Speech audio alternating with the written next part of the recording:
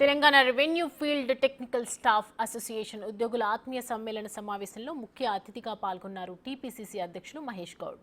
Association dairy calendar ఆవిష్కరించారు.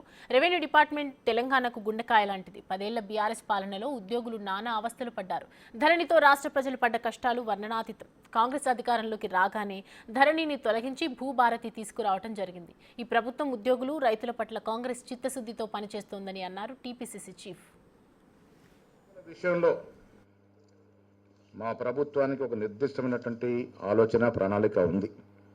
కారణం ఏంటంటే మీరు కూడా పరిపూర్ణంగా ప్రభుత్వంలో భాగస్వామ్యం నమ్మే వ్యక్తులు మేము కాబట్టి, మీరు మేము కలిసి ముందుకు పోతాం కాబట్టి మీకు ఎక్కడ కూడా ఇబ్బందులు కలగకుండా చూడాలన్నదే ప్రభుత్వం యొక్క ఆశయం, ధ్యేయం.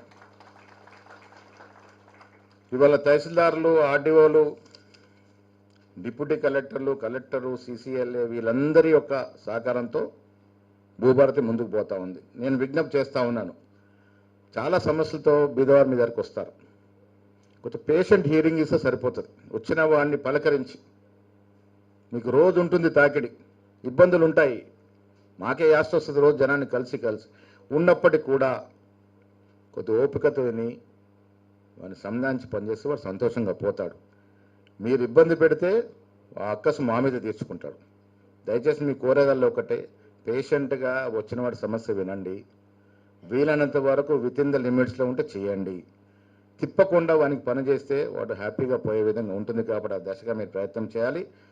ఉద్యోగ భద్రత విషయంలో మహేష్ గారు చెప్తా ఉన్నారు, జీతాలు గవర్నమెంట్ ద్వారా చెల్లింపు కొరకు, అదేవిధంగా మహిళా ఎఫ్టీఎస్ల సమస్యలు, ఇవన్నీ కూడా ప్రభుత్వ దృష్టిలో ఉన్నాయి. ఇదివరకే 2-3 సార్లు చర్చలు జరిపారు.